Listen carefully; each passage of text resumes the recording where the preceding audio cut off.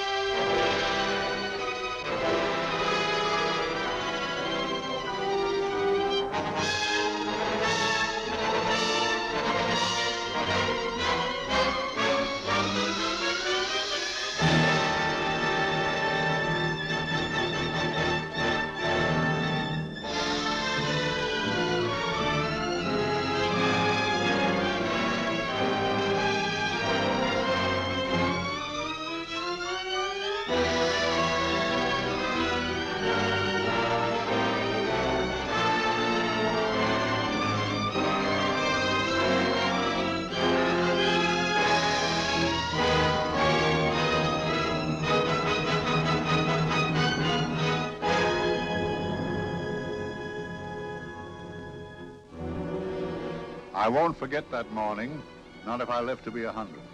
I counted the men as they marched out of the yard. They'd hardly slept for weeks. We of the CID had slept even less, but the nightmare that kept us awake was all the same nightmare. That's why we weren't surprised when the commissioner asked us up to the conference room for a bit of a talk. He'd talked to us plenty, we knew that. It didn't help any to know what was ahead of us.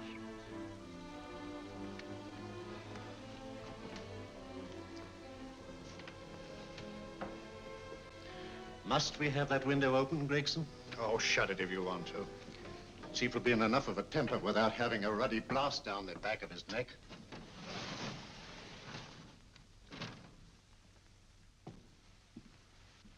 Gentlemen, the commissioner.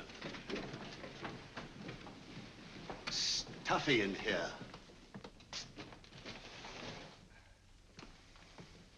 Be seated, won't you?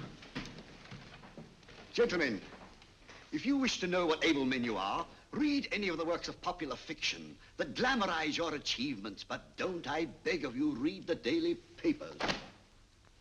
They might give you an inferiority complex. I hate to mention it, but we're confronted with a series of the most atrocious murders since Jack the Ripper.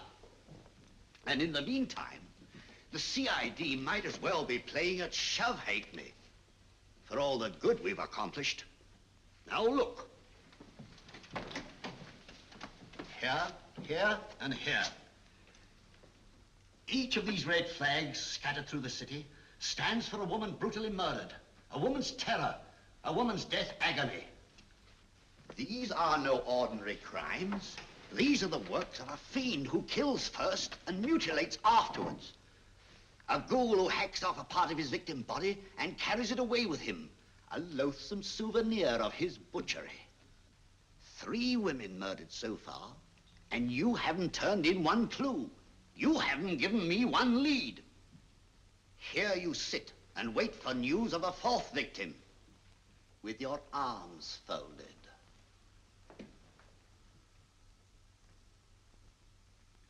Well, we hadn't long to wait. It was down Lambeth Way where a young woman was hurrying home late last night. She saw something and stopped. It was a constable. He spoke to her and he walked along with her, just in case. He saw her go down the stairway to the basement lodging where she lived. We can only surmise what happened after that.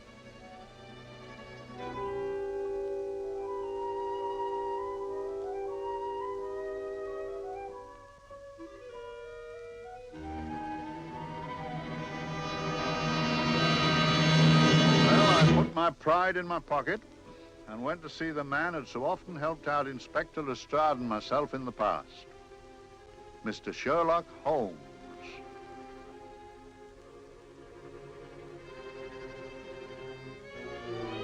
If ever a man needed help, I did.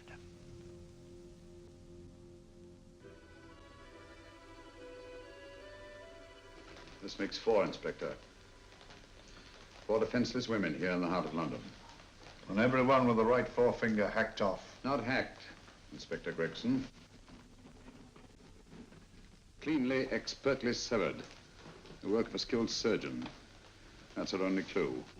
Much about the age of my sister's girl. Is there no way of stopping this, Mr. Holmes? Yes. There's a way, somehow. The fiend that did this. I promise. I promise. We've nothing to go on. That's the rotten part of it. We can't get far without knowing the motive. Well, at least we know what the motives were not. It wasn't robbery, nor passion, thanks be, nor yet vengeance. Because they all came of totally unrelated families. Steady, Inspector, steady. Sorry, Mr. Holmes. I don't turn a hair when it's a bloke that can look after himself. A little slip of a thing like that. Yes, it's horrible. Come on, let's get a drink.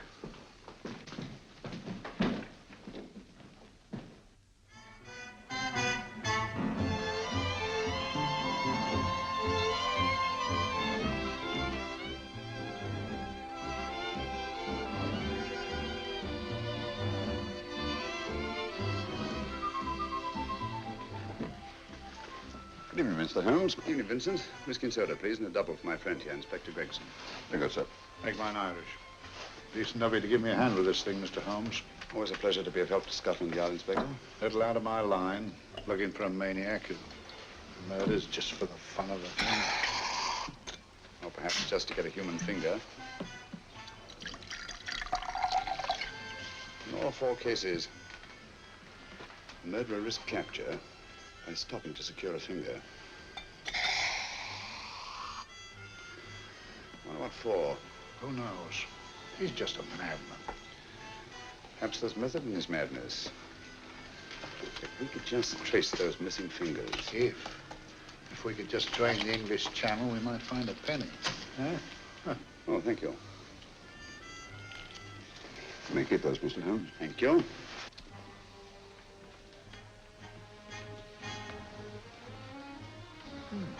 Sir George Fenwick, isn't it? Yes. That his daughter with him? Don't be so naive, Inspector. You know everyone, don't you, darling? Well, hardly. A week ago, I didn't know you. A week. How fast it's gone.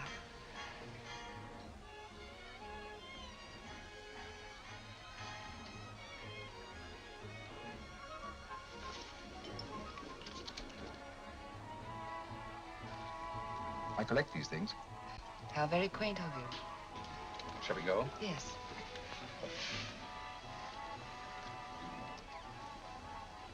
What are you looking at, Mr. Holmes? Looking at a very handsome woman. Not for want of the purple, but giving an excellent imitation. Would you like to come to my flat for a nightcap? Lovely idea. Yes, isn't it?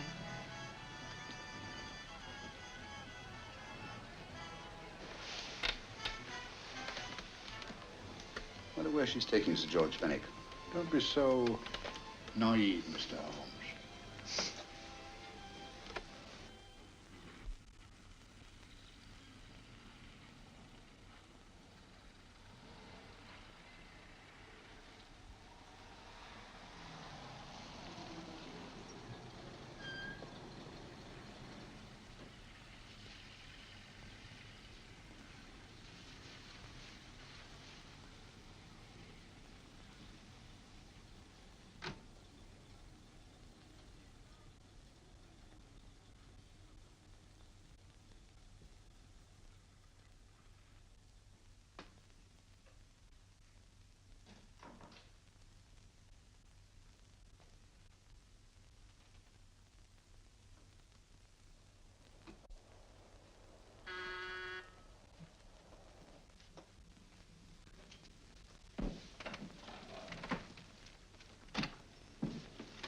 Good evening, Mum. Hello, Grandin. Any messages? No, Mum. Thank you. Drinks, Grandin. One of your nice surprises. Yes, Mum. I say, you don't mean that, Grandin's a marvel, aren't you, Grandin? Yes, Mum. You wouldn't believe the things she can do. Ah, charming place. Delightful. Really? Do you think so? I'm so glad. Do sit down. Do you mind? Do I mind? What a question.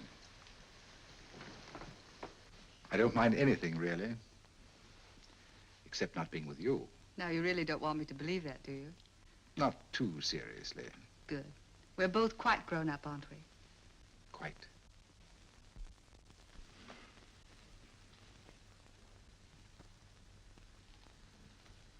You're a treasure, Crandon.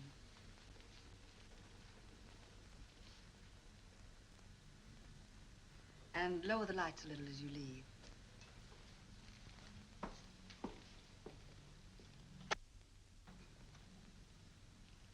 I prefer a more flattering light. In any light, you'd be... Would I? And don't you know it? Perhaps I do.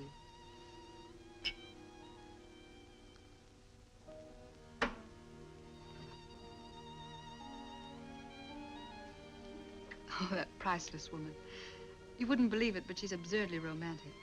She loves dreamy music, and she thinks that we... But we do, don't we? Do we? Well, it's rather soothing, restful. Yes. And we all need rest at times, like tired children who played too long. You've played with wooden soldiers, I suppose.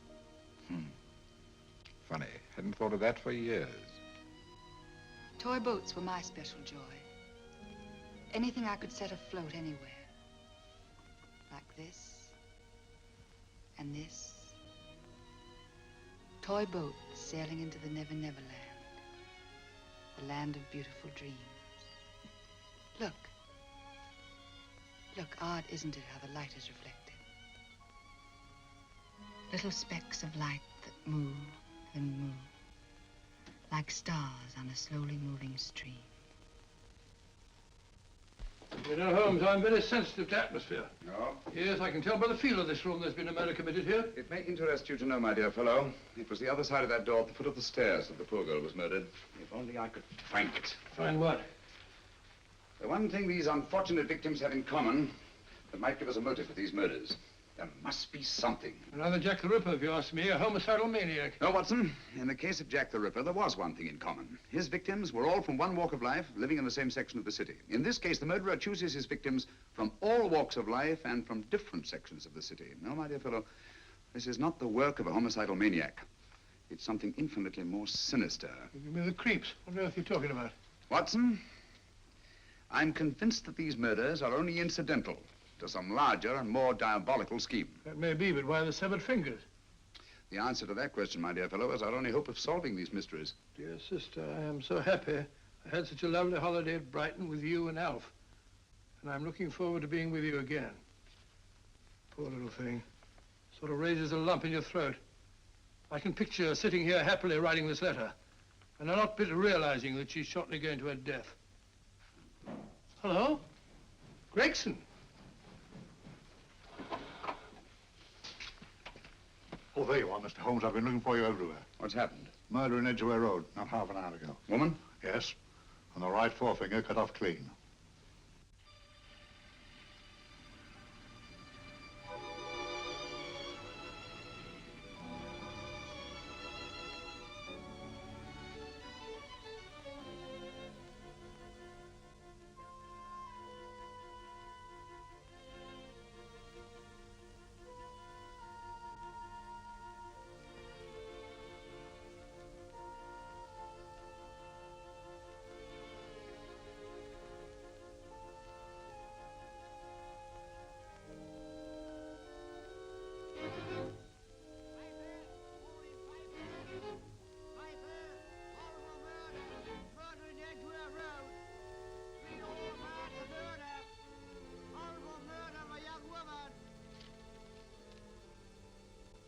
Piper!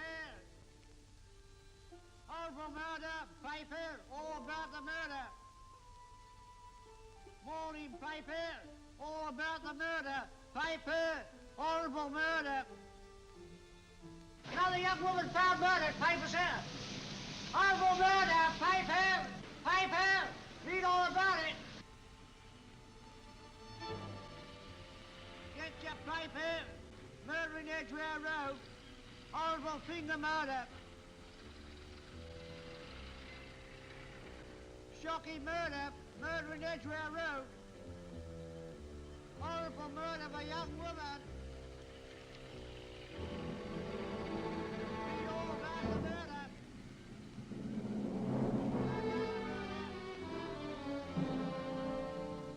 fancy, Mum. There's been another of those horrible murders. Dear, dear, how shocking. Yes, Mum. I really don't feel quite safe here myself. Oh, dear.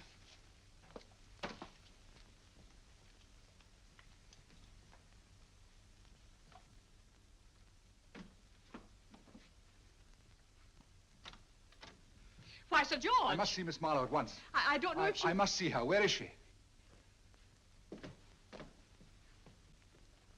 Lydia.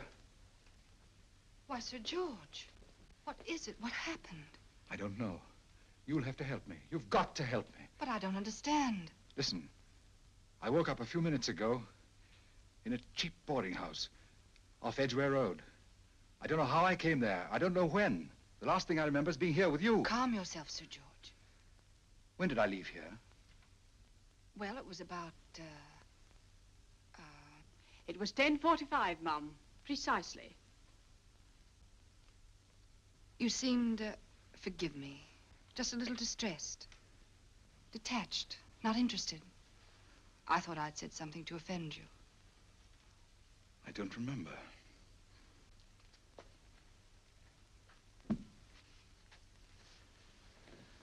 I can't remember.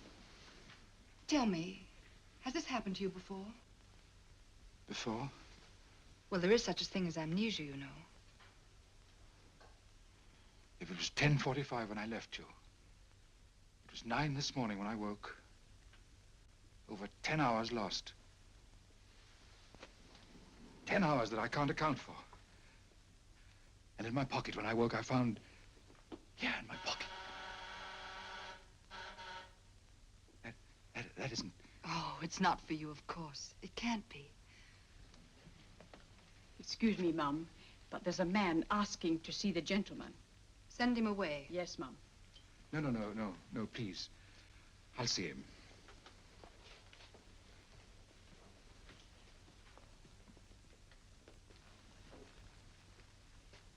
Well? Delightful room.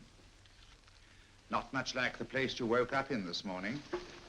You followed me here? Yes. Are you a detective?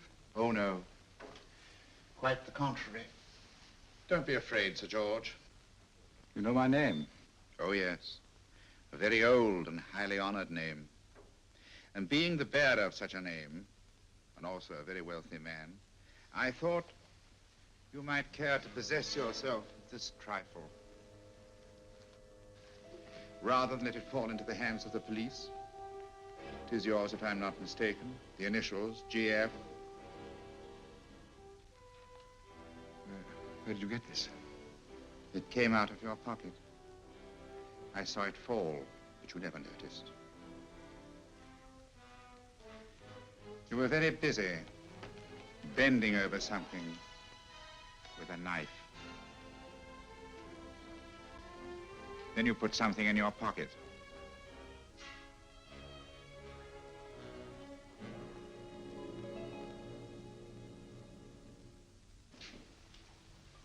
Come along, Holmes, come along, come along. How many more times must I tell you? You're missing a treat. This is delicious. Little jam tarts to follow. Aren't you tempted? You and your flesh pots. They tell me that fish is good for the brains.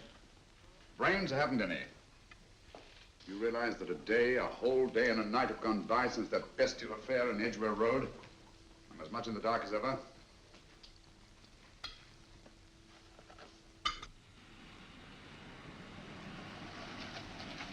Hello, here comes a client, unless I'm very much mistaken.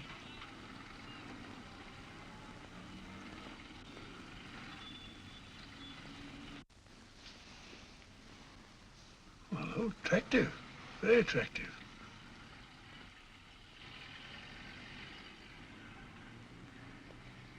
Obviously, she left home under the stress of some very great emotion. How do you know that? She isn't wearing any gloves. A startling omission in a young lady of fashion.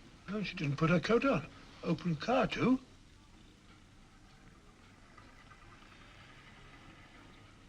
Furthermore, there's something in that bag she wants to show me.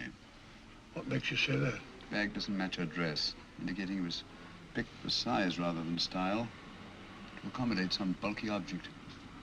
You amaze me, Holmes. Not to mention, my dear fellow.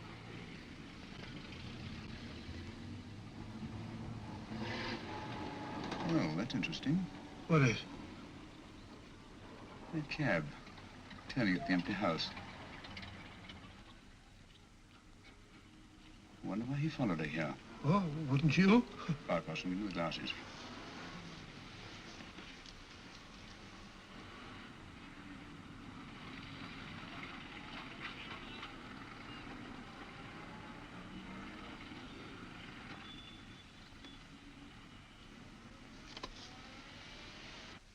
Well, we shall soon know. Yes, Mrs. Hudson? It's a young lady, sir. Most urgent. Ask her to come in. Go right in, miss. Mr. Holmes? Yes, this is my friend, Dr. Watson. How do you do? How do you do? Mr. Holmes, you must excuse me, please. Yes, well, won't you sit down? Come along. May I? It's quite all right. Thank you.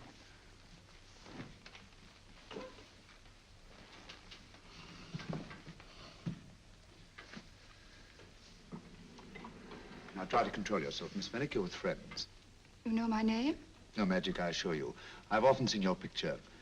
You're the daughter of Sir George Fenwick, aren't you? Yes. It's about my father that I... What about your father, Miss Fenwick? Oh, I don't know what to do. He's always been the nicest, dearest person. Only since Mother died. Yes, but we know. So I didn't think anything of it when he was away all night before last. But he didn't come home until yesterday at tea time. Didn't come in for dinner at all. Just paced up and down in the library hour after hour. I begged him to let me in, but he wouldn't. Steady, steady. Now, take your time. I couldn't sleep a wink last night. Then I started hearing things. Hearing things? What sort of things? I heard someone in the garden underneath my window. Then I saw a figure moving down the garden path. And I recognized my father. Stealing through his own garden like a thief.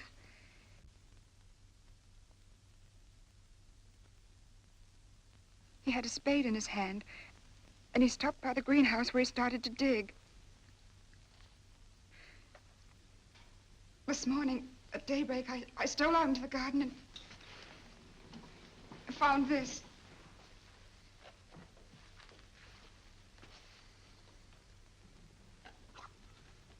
A finger. A human finger. Ring up Scotland Yard, will you, Watson? Ask them to get hold of Inspector Gregson and tell him to meet us at once at George Fenwick's house, Kingston. Operator, get to Scotland Yard quick. Where's my father, Norris? He's still in the library, miss. Thank you. We'll see him right away. Will you come with me, please? Thank you. I got your message, Mr. Holmes. Yes, indeed. Dad, may I come in? Dad. That's funny. He doesn't answer. You mind? Please do. Thank you. Watson, quick. Oh, Come along, no, my dear. no, no. Take charge, Miss Fenwick, please. Sorry, sir. No, miss, please. Please come along with me.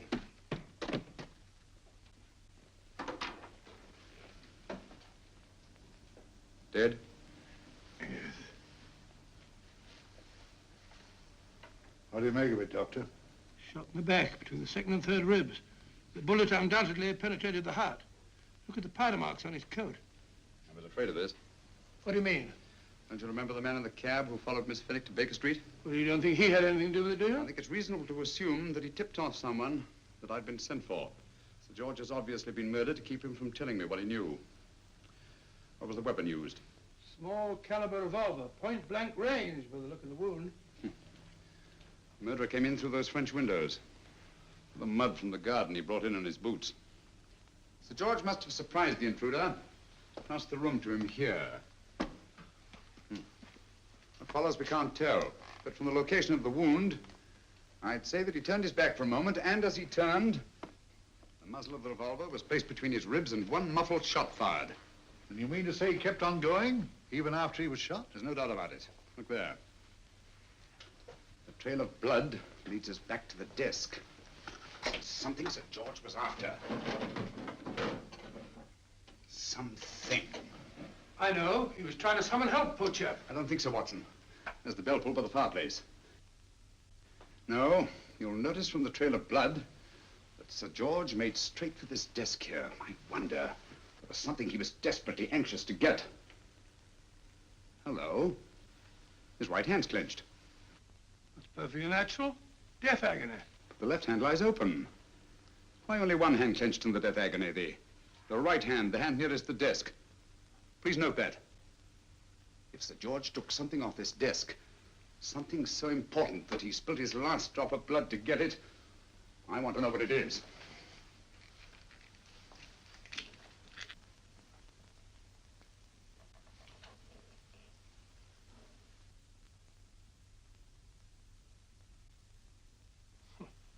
Nothing but an ordinary match folder. Where does that lead us? I imagine to something very important, Gregson. This match folder's from Pembroke House. Why shouldn't it be? He was there, you know. We saw him yesterday. Yes, but the effort he made after he was shot to get hold of this match folder. It's just possible he wanted someone to remember Pembroke House. He may have wished to recall it to someone who saw him there. Someone who, like ourselves, saw him with a woman.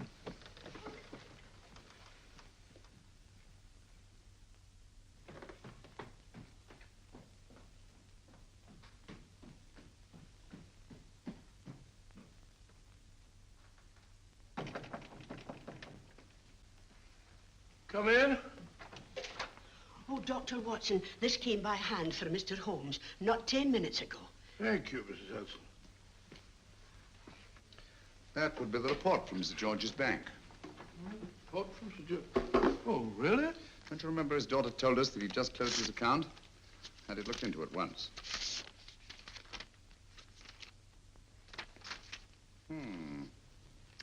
He drew out his entire balance in cash, nearly £10,000, yesterday, just after that young woman was murdered.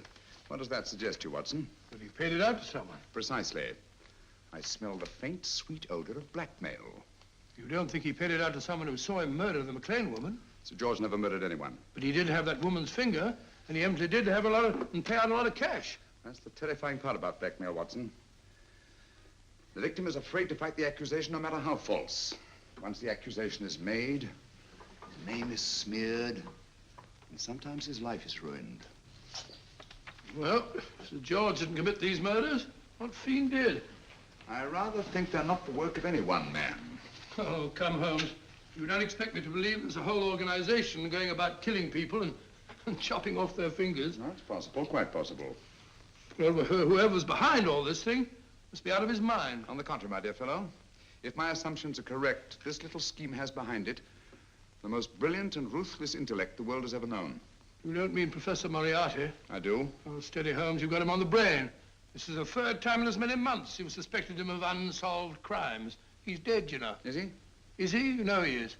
He was hanged in Montevideo, well, over a year ago. I know that someone was hanged in Montevideo under that name. But I'll stake my reputation that Moriarty is alive and here, now in London. Hello? Yes, Dr. Watson, wait a minute. You me? Oh, yes? This is Dr. Watson speaking. No, I'm afraid I've retired. I don't practice anymore. What? Oh, that's a different thing. An emergency case. Well, just a minute. Yes? Yes, well, see, she's not moved. Remember that? Don't touch her till I get there. Fractured case in McCardle's Mews. Heavy woman. 14 stone. Oh. Look at it. 14 stone. Just the sort of person who would hoist herself up on a stool to feed the canary. There ought to be a law against fat people keeping little dicky birds. Well, so long, old man. I shan't be very long. Haven't used that bag since I brought little Amelia. What's her name in the world? She grew up to be a very unattractive child. Oh, who wouldn't with a name like Amelia? Oh, Amelia. Amelia.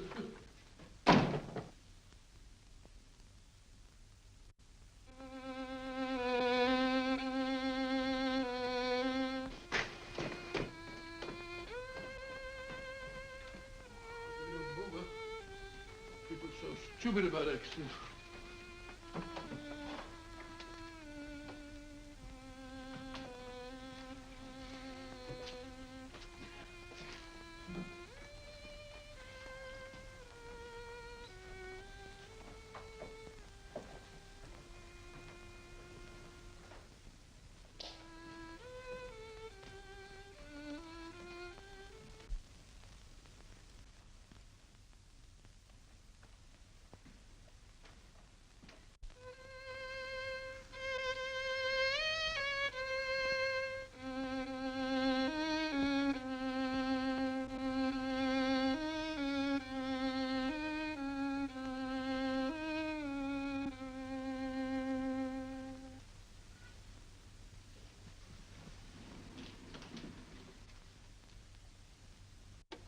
Oh, Professor Moriarty.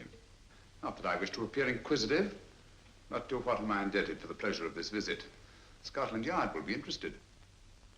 It's very convenient for me to have Scotland Yard think that I'm still dead in Montevideo. I never dreamed of fooling you. Thank you. The thought occurs to me, Mr. Holmes, that there are some advantages in living within the law. You're very comfortably fixed here, aren't you? As I get on in life, the little comforts appeal to me more and more. Oh, I beg your pardon. Won't you sit down? Thank you.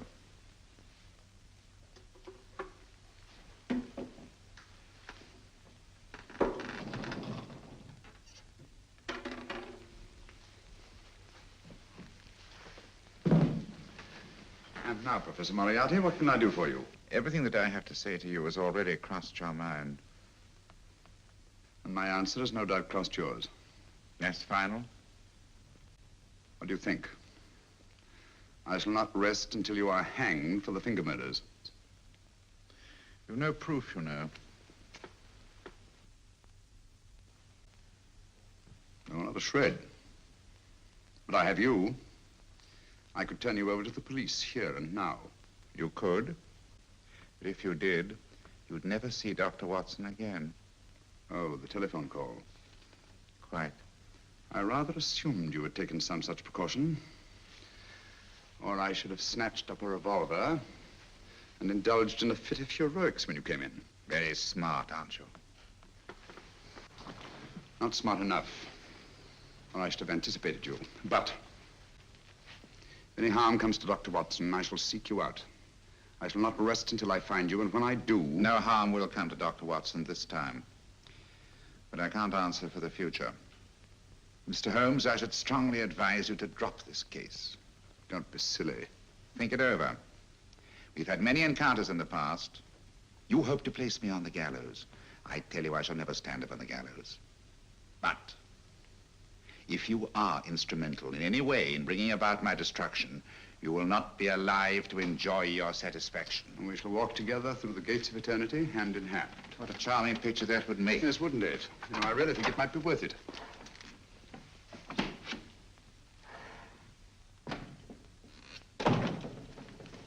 Shoelaces, Governor? Tuppence a pair. And strong enough to hang yourself. How many more times must I tell you I don't want your filthy shoelaces or your company? Shoelaces, Governor? Blasted impertinence. Run along, my good man, or I'll give you in charge. Shoelaces, Governor? Shoelaces, Governor? Help a poor bloke. What's only got one arm? Any luck with Mr. Holmes? You can read his obituary in tomorrow's papers.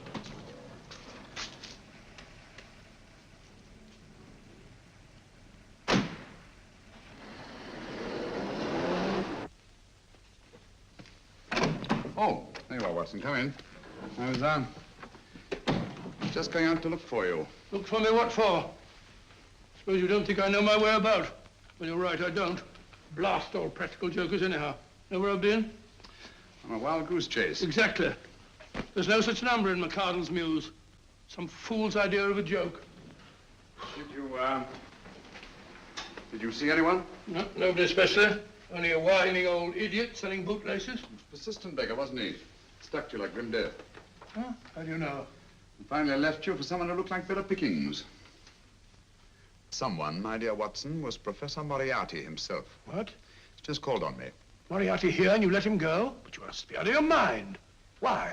Well, he bluffed me into believing that he was holding a friend of mine as hostage. Friend of yours who? Oh, nobody very important, just a fat, lazy fellow. Medical man, I believe. Medical man? Do I know him? Yes, I think you do. A fellow by the name of Watson. Watson, never heard. Who, me? I'm afraid so, old fellow. Your street hawker's job was to do away with you in a certain contingency. And you let Moriarty go because of me? I had no choice. I can't afford to lose you, old fellow. Well, it's very decent of the old chap, I must say, but... I wish you'd nabbed him. We shall, never fear. I know the motive for the finger murders. All I have to find out now is the method used with the blackmail victims. Method? Yes. How does Moriarty get them to the scene of the crime?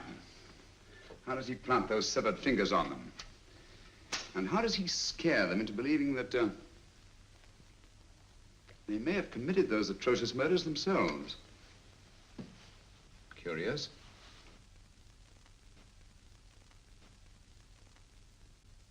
Very curious. Huh? Curious? What's curious? That window in the empty house across the street.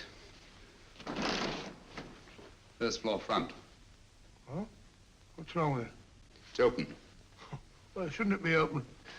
Well, it wasn't open half an hour ago. I'll stake my life on that. Oh, that's not our business. Let it stay open. I wonder if you'd go over, old fellow, and see what's the matter. Oh, trespassing. Against the law. Very well, I'll go myself. Oh, well, if you're going to put it like that, ridiculous waste of time. Going about shutting windows at this hour of the night. Here, you better take this torch. Well, take what? Dignified job for a doctor. Dr. Watson, the torchbearer. And what do you propose to do? Sit in a comfortable chair, I suppose, and read a good book? That's a very good idea. Yes, very good idea. While I play night watchman, you have a nice read.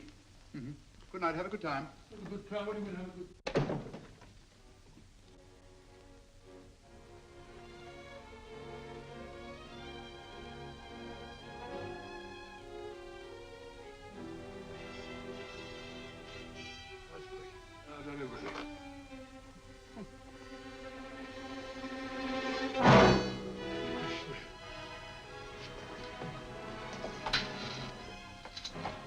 What's it for? Oh, umbrella stand. Pretty little thing to keep about the house. Must have been a pet.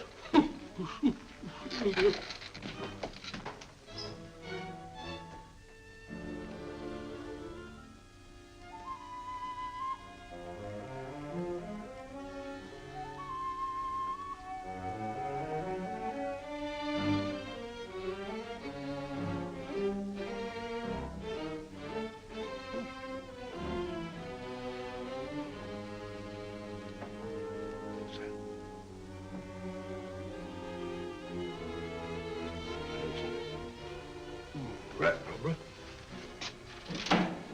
This must be the door.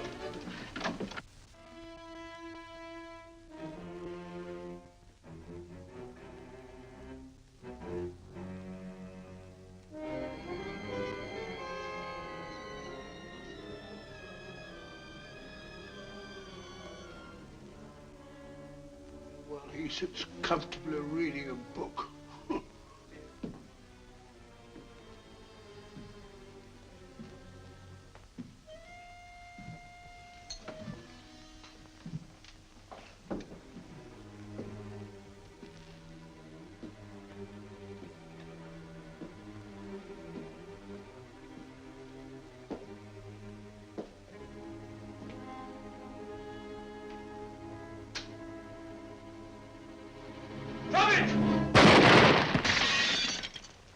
He killed Holmes! He killed Sherlock! Watson. You? But I saw him shoot you a second ago. Not me, my dear fellow. Merely the bust of Julius Caesar. Incidentally, you may have noticed that all through the ages, prominent men have prominent noses. Shh. Oh, I'm afraid we're in for terrible trouble again with Mrs. Hudson. Windows smashed, plaster all over the floor. Get up, you.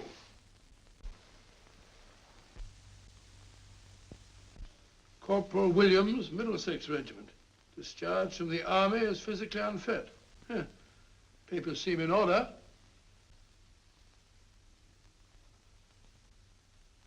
Now, Corporal Williams, you've seen service in the Far East, haven't you? The East? I thought so. Look at his complexion, Watson. Yellow as saffron. He's been taking atabrine. Cure for malaria. Sniper, aren't you?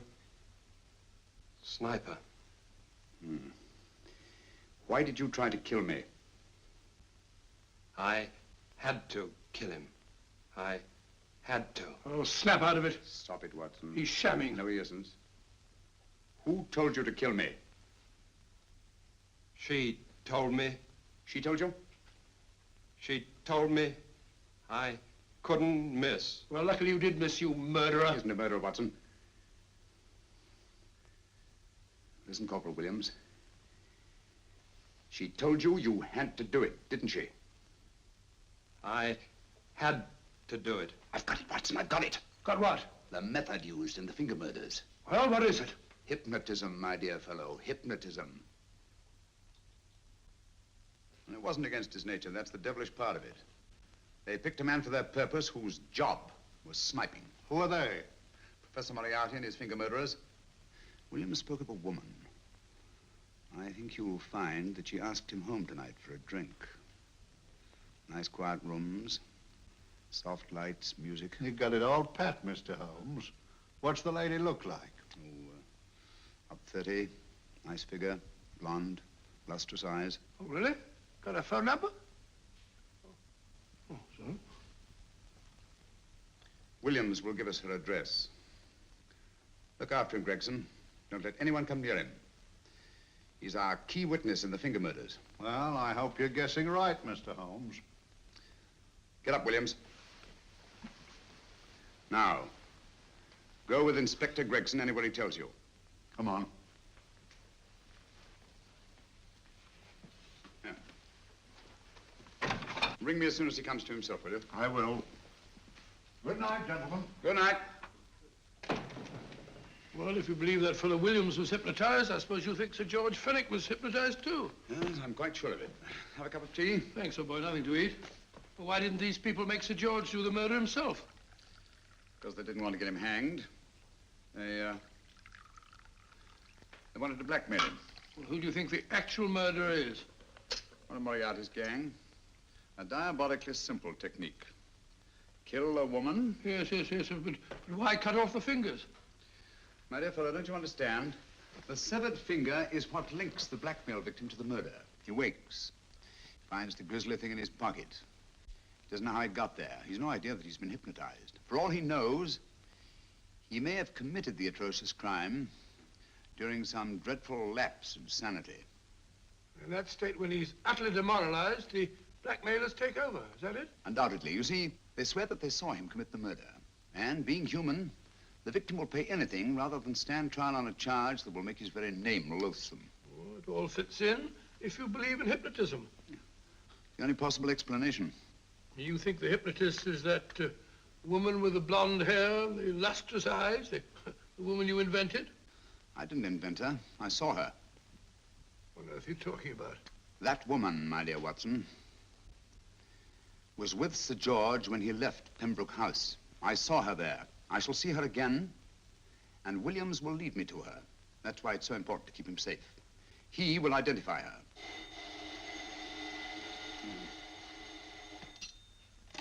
Hello? Yes? Inspector Gregson? What? Well, get every constable in the district. Yes, I'll be over at once. What's happened, Holmes? Williams is missing. Great Scott! Come on.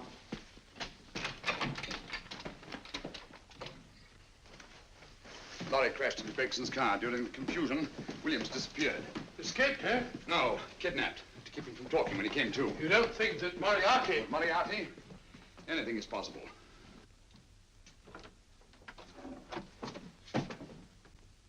Williams! Dead. You see, anything is possible.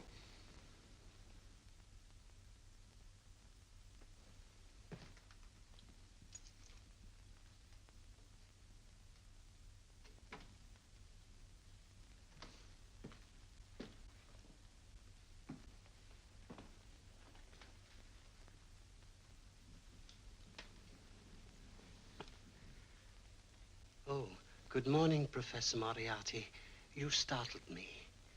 I'm dressing another dolly, a dear little nurse. Is there anything wrong with your finger? Just a splinter. Nasty thing, splinters. Most trying. One can't be too careful, but I'll get it out for you. I have the very instrument to help you. Sharp enough to split a hair. Put those tools away until they're needed. But they're not tools, sir. They're instruments. Put them away. Is Lydia in? Yes. But really, you should let me. Get dressed. Holmes and Watson just left Baker Street for the Mesmer Club. Mesmer Club? The meeting place of all the top hypnotists in London. Do you suppose that Mr. Holmes is onto our method? If he suspects, it's merely a suspicion. It's our business to see that it ends there. I hope you're right. Williams passed away before he could talk, remember? What do you want me to do? Go to the Mesmer Club, meet Holmes, and induce him to come back here. Isn't that a bit dangerous? Every meeting with Sherlock Holmes is potentially dangerous. However, you say he didn't see your face at Pembroke House. And how would you suggest I get Mr. Holmes to accompany me here? Kidnap him? Oh, no. Holmes has one weakness, his insatiable curiosity. If you can arouse that, you can lead him anywhere. It's up to you to take advantage of any opportunity that may arise. This way, please, gentlemen. I'll tell Dr. Onslow that you're here. Thank you. And this is the Mesmer Club. If you ask me, hypnotism is a lot of mumbo-jumbo. Oh, come now, Watson. As a medical man, you must admit that hypnotism has its place in modern science. That may be, but 90% of hypnotists are crooks of the worst kind. Nothing more than a lot of charlatans exploiting weak-willed morons.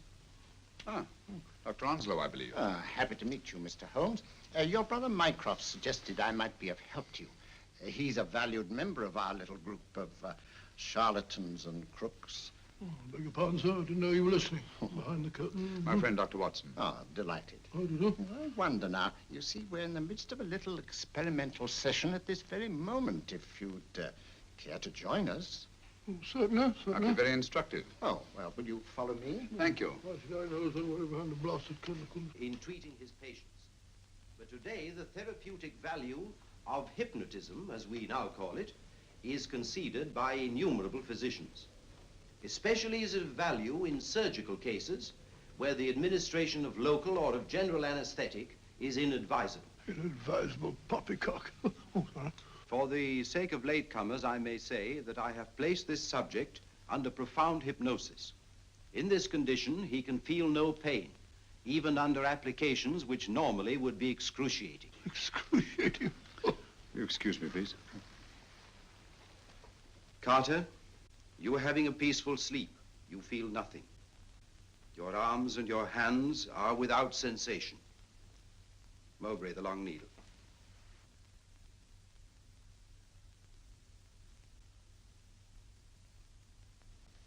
Carter, give me your right hand.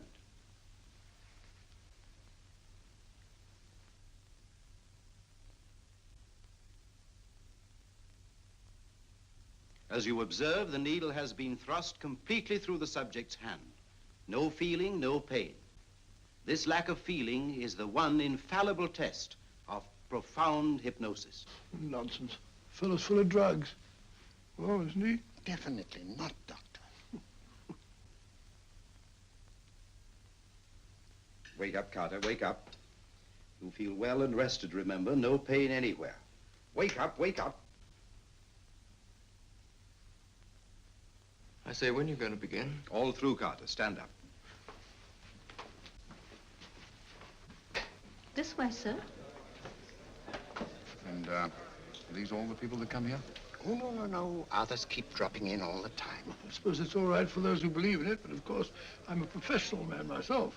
Then you don't believe in hypnotism, Dr. Watson? Oh, I don't deny that there are certain types of hysterical, feeble-minded people who go under if you point your finger at them. But anyone with an ounce of character... How right you are. You see right through our little artifices, don't you, Doctor? Right through, my dear sir. Right through. Quite so. But with the feeble-minded, as you say... excuse us, Mr. Holmes. Certainly. Step over here, won't you? Certainly, sir. Anything to oblige. Let me show you how easily we charlatans take advantage of them. Now, sit down, Doctor. Now, we set a thing like this in motion. It's wonderful, the attraction on the feeble-minded, of course. The continuous motion, if they just let themselves follow it. Of course, you could stare at it till doomsday, Dr. Watson, with no effect at all. Still, it might make you a little drowsy, like the white ribbon of road at night when you're driving. The rhythm is smooth, unbroken, and the road goes on and on, round and round, always the same, winding and winding, and you're drowsy, you're tired. Let the road come into you, as it were. The long road, the smooth road, the road to sleep. Sleep.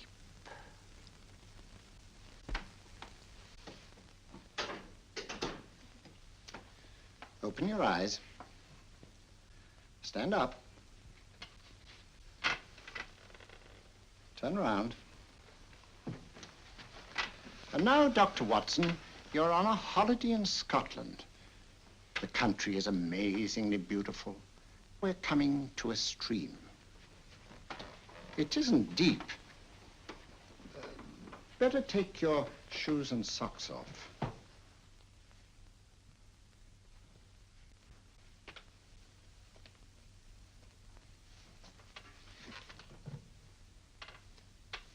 Roll up your trouser.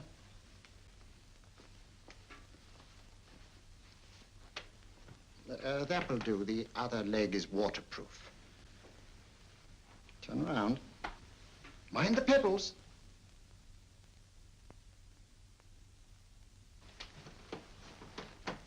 Sit down.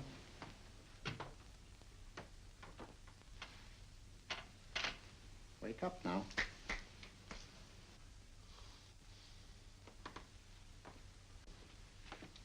Yeah, I see. What I tell you, it didn't work with me. Why, nobody with an ounce of character.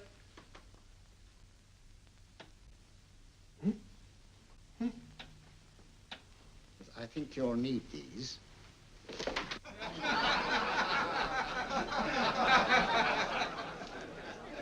Nothing to laugh at. Watson, she's here. Oh, the woman you're looking for? Yes, I'm going to meet her. Perhaps I can induce her to take me to Moriarty. Do you think it's wise, Holmes? May not be wise, but it's essential. After all, I've held me on with Moriarty in the past. But isn't it dangerous? She might be a hypnotist. If my will isn't stronger than hers, I deserve to be hypnotized. Shh. I feel I must protest, Dr. Onslow. I was told this was a gathering of serious students of a great science, and I find myself in a company of buffoons. Oh, my dear madam. Elliots and Esdale Braid. Were those men martyrs for the truth, that you may laugh over your childish, cruel tricks? I must say I'm in complete agreement with you, madam. This was most unnecessary performance, Dr. Onslow. Beg your pardon, sir. My name is Holmes, Sherlock Holmes. At your service, madam. Thank you, Mr. Holmes. I'm afraid I've created a rather embarrassing situation. But you see, I'm interested in the serious study of hypnotism. So am I, too. Perhaps we have something in common, Mr. Holmes. Perhaps we have. Would you join me for a cocktail at Pembroke House? I should be delighted. Good.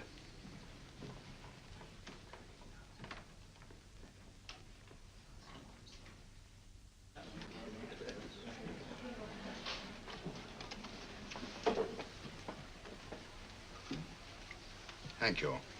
I didn't know there was such a pleasant place in London. It was so nice of you to suggest our coming here. I thought a little pick-me-up would do us good. You mean you thought I looked... I like the way you look. Thank you. I suppose I did lose my head a little at the Mesmer Club. But you see, hypnotism is almost a religion with me. I know so well what it can do to help, heal, And I can't bear to see it used for trivial purposes. I know very little about it. That's why I went to the Mesmer Club. You see, I'm rather puzzled just now with the case that I'm working on. How fascinating. Tell me about it. It's the murder of Sir George Fenwick. Fenwick? Who's he?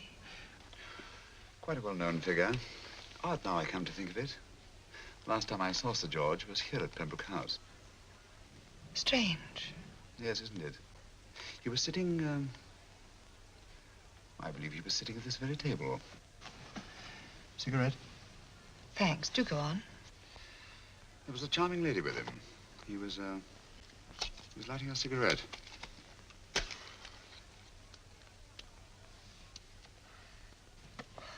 Charming. Did you see her face? No worse luck. Merely her back. How unenterprising of you. Yes, wasn't it? Afraid I'm getting a little older. I shouldn't say so. That's nice of you. Still, the first time in my life, I've got hold of a case that's beyond me. I'm actually losing sleep over it. You know, Mr. Holmes, I believe I could help you. Really? I should be very grateful. You're amused. Oh, merely skeptical. How would you go about it? I've used hypnotism more than once in healing. Not for profit. I'm not a professional. But I do think I could help you. If you care to. I can't think of a pleasanter experience.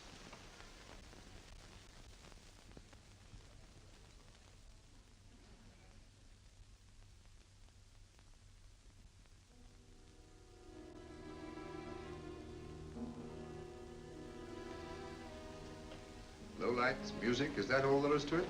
You must relax, Mr. Holmes. I'm afraid you're a rather difficult subject. So I thought perhaps a little help. Materia medica might be advisable. Drugs?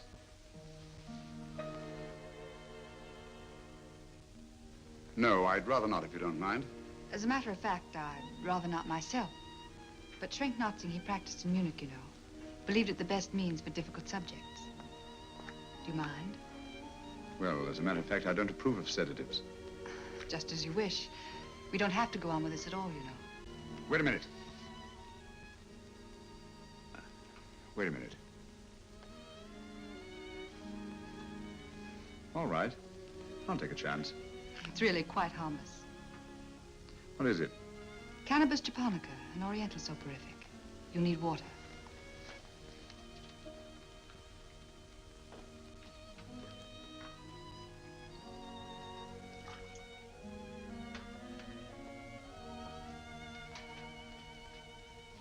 Thank you.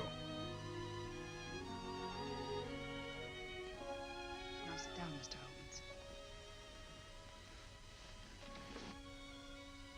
Holmes. You'll feel yourself growing drowsy. Don't fight it. Give in to it. Because you do want to sleep, you know. Just fix your eyes on this one white flower floating on the water. Empty your mind of every other thought. Follow the motion of the water. So smooth, not a ripple. Waters of forgetfulness. Steady, deep, strong. Strange, isn't it? How the light is reflected. Little specks of light that move and move.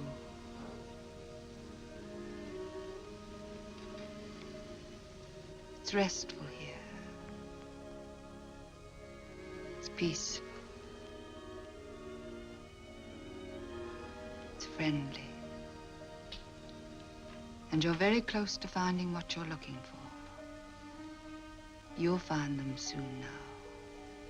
The guilty ones. When you're rested, gentle waters closing over you. Steady, deep, strong. Drawing you down, down, down.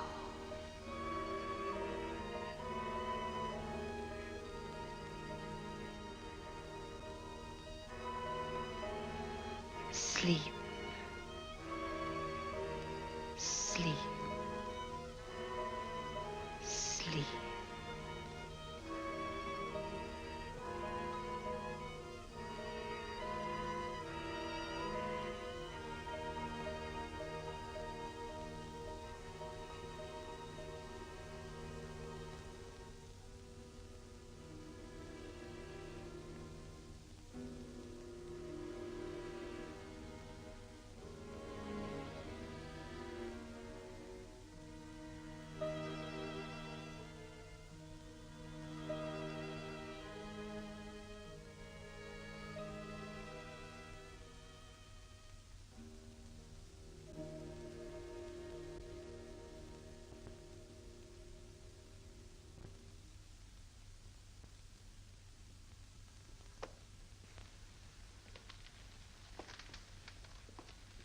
Here he is, Professor Moriarty. Stand up, Mr. Holmes.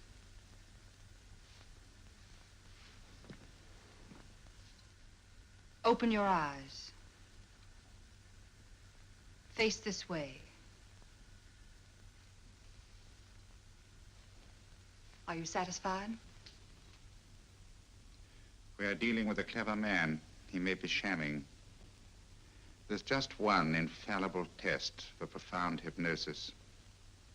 You ready, Dr. Simnel?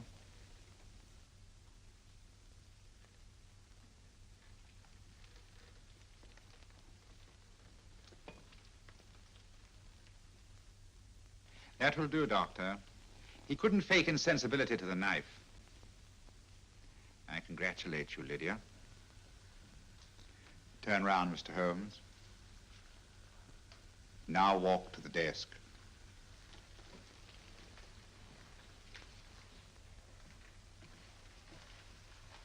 Sit down. Take that pen and write what I tell you to write. I have at last found a case which I cannot solve.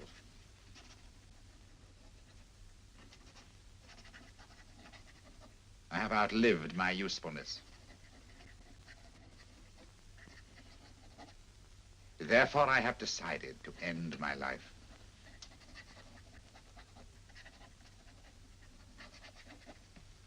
Sign your name. Now blot it.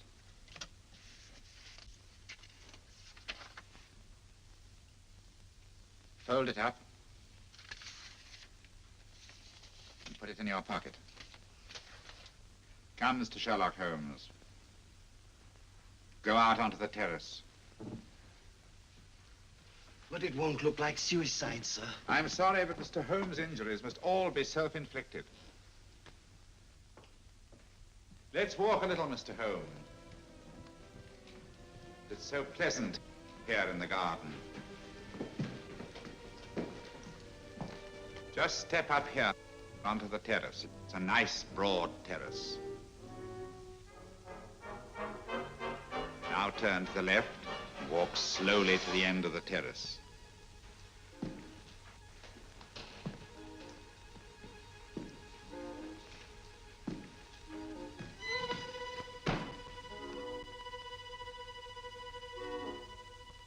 Don't stop. You must walk to the end, you know.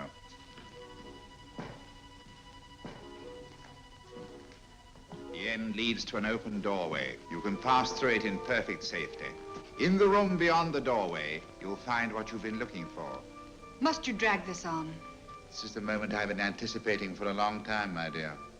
Go on, Mr. Holmes.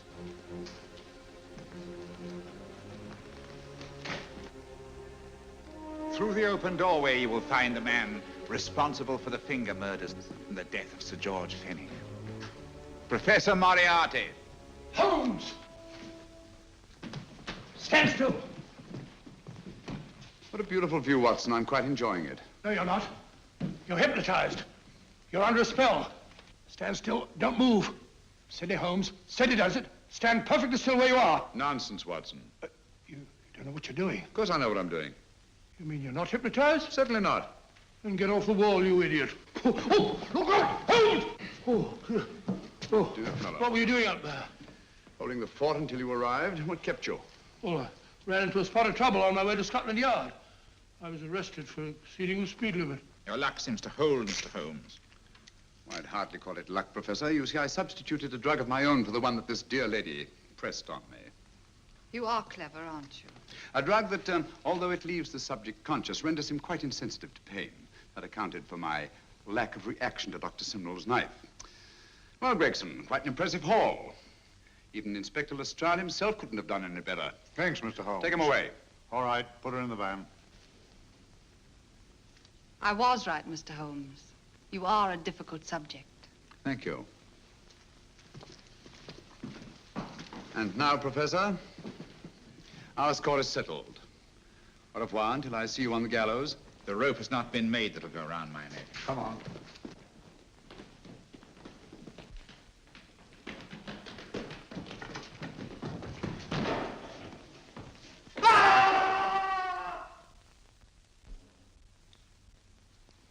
I'll take care of things, Mr. Holmes. Thank you, Inspector.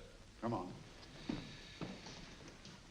An evil man, Holmes, but what a horrible death. Better than he deserved. What are you thinking of? I'm thinking of all the women who can come and go in safety in the streets of London tonight. The stars keep watching their heavens. And in our own little way, we too, old friend, are privileged to watch over our city.